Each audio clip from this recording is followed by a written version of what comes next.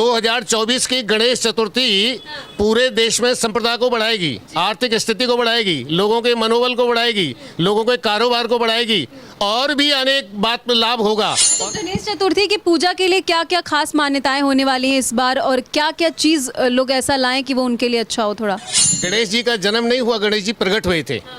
मैल से, पार्वती के मैल से प्रकट हुए थे गणेश जी। तो शंकर जी आए तो शंकर जी ने देखा ये पार्वती के संग कौन है, तो उनका सिर से धड़ से अलग कर दिया। जब पार्वती ने कहा कि ये मेरा पुत्र है। महाराष्ट्र और मुंबई में ही गणेश चतुर्थी को लेकर के इतना ज़्यादा शोर शराबा, और जो मराठी लोग हैं वो इसको ज़्यादा महत्व देते हैं, तो इसके पीछे की कहानी क्या है, कारण? गणपति महाराज आपकी जय होवे, और गजानन महाराज आपकी जय होवे, शंकर जी के लाल आपकी जय होवे। गणेश चतुर्थी पे लोगों को खास तौर पे किस कलर का वस्त्र धारण करना चाहिए और पूजा पाठ करना चाहिए? ओम हरि ओम गणनान्त्वा गणपत गंगे आवामहे, प्रियणान्त्वा प्रियपत गंगे आवामहे। ना पक्ष ना विपक्ष, सिर्फ सच। देखिए, हमारे हिंदू धर्म में त्योहारों को बहुत मान्यता दी जाती है। इसी बीच अब इसी महीने में हरितालिका तीज के बाद अब गणेश चतुर्थी को लेकर के चारों तरफ धूम देखने को मिल रही है। फिलहाल मुंबई की बात करें तो बप्पा का आगमन मुंबई में जिस तरीके से लोग करवाते हैं वो आप सभी देखते हैं, लेकिन पूरे देश में गणेश चतुर्थी बहुत ही धूमधाम से मनाई जाती है। अब आखिर गणेश चतुर्थी कब मनाई जाए, मुहूर्त क्या है, क्या कुछ खास है, इसी पर बात करने के लिए इस वक्त हमारे साथ शिव मंदिर के जो पंडित जी हैं, महादेव गौड़ जी, वो मौजूद हैं। तो सबसे पहले पंडित जी आपको नमस्कार। नमस्कार जी, नमस्कार नमस्कार। क्या बोलिएगा पंडित जी, गणेश चतुर्थी आने वाली है, कुछ लोग कंफ्यूजन में कि 6 तारीख को मनाएं या 7 तारीख को मनाएं, मतलब शुरुआत कब करें? गणेश चतुर्थी 7 तारीख को मनाई जाएगी। गणेश चतुर्थी का मुहूर्त जो है 11:33 पे प्राण प्रतिष्ठा की जाएगी और शाम को विसर्जन भी कर सकते हो, दूसरे दिन भी विसर्जन कर सकते हो। गणेश चतुर्थी की कथा शिव जी से जुड़ी हुई है। गणेश जी का जन्म नहीं हुआ, गणेश जी प्रकट हुए थे। मैल से, पार्वती के मैल से प्रकट हुए थे गणेश जी। तो शंकर जी आए तो शंकर जी ने देखा ये पार्वती के संग कौन है, तो उनका सिर से धड़ से अलग कर दिया।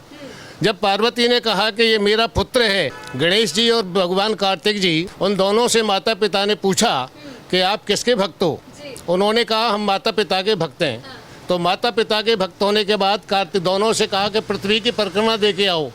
पृथ्वी की परिक्रमा देने के लिए कार्तिक जी चले मोर पर बैठकर पृथ्वी की परिक्रमा में लीन हो गए। लेकिन गणेश जी की सवारी चूहा है, उन्होंने सोचा मैं तो नहीं जा सकता, उन्होंने माता पिता का चक्कर लगा के वहीं बैठ गए। मोर से घूम करके कार्तिक जी बहुत समय बाद आए तो प्रथम देवता का चुनाव गणेश जी का किया गया। यही गणेश जी की चतुर्थी की कथा है। गणेश जी, कुछ लोग कहते हैं कि गणेश जी का जन्म हुआ था उस दिन, इसलिए हमारे देश में बहुत ही धूमधाम से गणेश चतुर्थी मनाई जाती है, बप्पा का आगमन होता है। तो इस चीज़ से आप कितने सहमत? गणेश जी का जन्म नहीं हुआ, गणेश जी प्रकट हुए थे। मैल से, पार्वती के मैल से प्रकट हुए थे गणेश जी। तो शंकर जी आए तो शंकर जी ने देखा ये पार्वती के संग कौन है, तो उनका सिर से धड़ से अलग कर दिया। जब पार्वती ने कहा कि ये मेरा पुत्र है, तो हाथी का सिर काट के उन पर लगाया गया। यही गणेश जी की मूल कथा है। गणेश जी प्रकट हुए थे, जन्म नहीं हुआ। हाँ, तो देखिए सोशल मीडिया पे चारों तरफ यही दिया जाता है गणेश जी का जन्म हुआ, लेकिन पंडित जी ने बताया कि गणेश जी प्रकट हुए थे। अच्छा, कब तक चलेगा ये जो पूजा पाठ है गणेश चतुर्थी का, और कब तक ये पूजा चलनी चाहिए, शुभ क्या होगा? शुभ मुहूर्त के लिए 11:33 से लेकर ये पूजा 7 तारीख को 11:33 प्रातः काल से लेकर ये पूजा पूरे रात चलती है, पूरे दिन चलती है। दूसरे दिन इसको विसर्जित करते हैं। कुछ लोग 8 दिन में विसर्जित करते हैं। हाँ, पंडित जी, कुछ लोगों का ये भी मानना है कि अगर हम 8 दिन बाद विसर्जित करें तभी गणेश जी खुश होते हैं, बप्पा खुश होते हैं, तभी हमारी पूजा सफल होती है। लेकिन लोगों को बताएंगे कि अगर दूसरे दिन भी आप विसर्जन करते हैं तो वो भी शुभ ही होगा। दूसरे दिन विसर्जित करने पर अति शुभ माना जाता है। विसर्जित करने की तिथि ये है कि घड़े में पानी भर लें या बाल्टी में पानी भर लें या तसला में पानी भर लें और उसी में विसर्जित कर दें, ये सर्वोत्तम है। अच्छा, गणेश चतुर्थी की पूजा के लिए क्या क्या खास मान्यताएं होने वाली हैं इस बार, और क्या क्या चीज़ लोग ऐसा लाएं कि वो उनके लिए अच्छा हो? थोड़ा गणेश जी के लिए सबसे पहले दूर्वा जरूरी है। गणेश जी को दूर्वा जरूरी है। दूर्वा कमल का फूल पान फल लौंग इलायची नारियल गोला हवन सामग्री नहीं होती इसमें। बहुत लोग हवन भी कराते हैं। हवन के लिए नाना प्रकार के व्यंजन, गोला का प्रसाद इसके लिए और लड्डू। पप्पा को तो लड्डू ही पसंद। हाँ, गोला का प्रसाद लड्डू मोहन भोग है इसके लिए। लड्डू के साथ में थोड़ी सी तुलसी हो, चरणामृत हो, पंचामृत हो, यही श्रेष्ठ है। तो इस बार की गणेश चतुर्थी कुछ खास होने वाली है? बिल्कुल खास होने वाली है। ये 2024 की गणेश चतुर्थी पूरे देश में संप्रदाय को बढ़ाएगी, आर्थिक स्थिति को बढ़ाएगी, लोगों के मनोबल को बढ़ाएगी, लोगों के कारोबार को बढ़ाएगी और भी अनेक बात में लाभ होगा और कहीं युद्ध होने की संभावना नहीं रहेगी। तो पंडित जी गणेश जी के लिए एक दो लाइन कुछ बोलना चाहेंगे? गणपति ओ गणपति महाराज आपकी जय होवे, ओ गजानन महाराज आपकी जय होवे, शंकर जी के लाल आपकी जय होवे।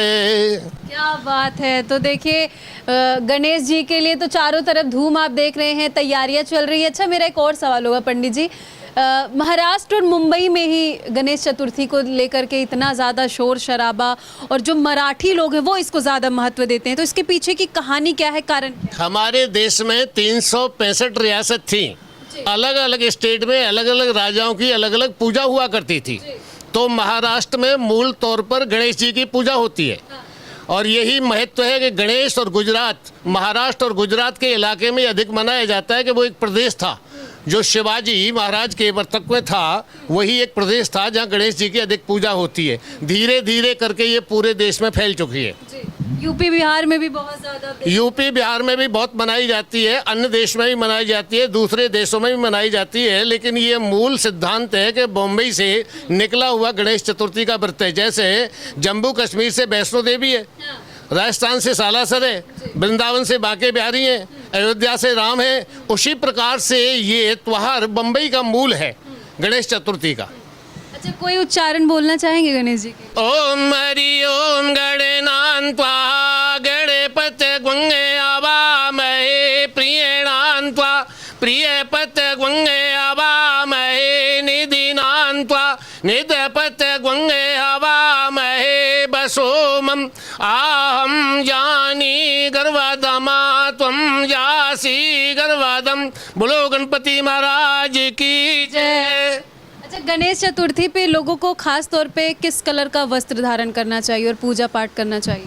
गणेश चतुर्थी पे मूलतः ड्रेस का एक ध्यान रखना है, या तो सफ़ेद वस्त्र हो या पीला वस्त्र हो। दो ही वस्त्र गणेश जी के पूजन में महत्वाकांक्षी हैं, जिनसे धन संपदा की, लाभ की, पुत्र की, पौत्र की, वैभव यश कीर्ति की प्राप्ति के लिए ये दो ही रंग है, सफ़ेद और पीला। और कौन सा ऐसा कलर या फिर क्या ऐसी चीज़ है कि जो वो ना करें जिसकी वजह से ये पूजा भंग हो जाए, गणेश चतुर्थी खराब हो जाए? काला नीला वस्त्र ना पहने और गणेश जी में किसी भी अन्य वस्तु का प्रयोग न करें, सात्विक भावना में रहें, संतुष्टि करें, सनातन धर्म के मार्ग पर चलते हुए अपने इस पूजन का पूर्ण लाभ उठाएं। बहुत सारे दर्शक पंडित जी आपको देख रहे हैं, उनको आखिरी में क्या बोलना चाहिए? सभी दर्शकों को गणेश चतुर्थी की शुभकामनाएं, आशीर्वाद, पुत्र पौत्र वैभव यश कीर्ति प्राप्ति करें और सब देश में सुख शांति हो। तो देखिए पंडित जी ने साफ तौर पे बता दिया किस तरीके से आप गणेश चतुर्थी पे पूजा करें, क्या क्या कलर के कपड़े पहने और बप्पा को किस तरीके से आप खुश करके जो अपनी विश है वो मांग सकते हैं। हालांकि इन्होंने ये भी बताया किस तरीके से मुंबई और गुजरात में गणेश चतुर्थी मनाई जाती है खास तौर पे। तो पंडित जी की बातों को सुनकर आप क्या कहेंगे, कमेंट सेक्शन में जा कर के ज़रूर बताइएगा।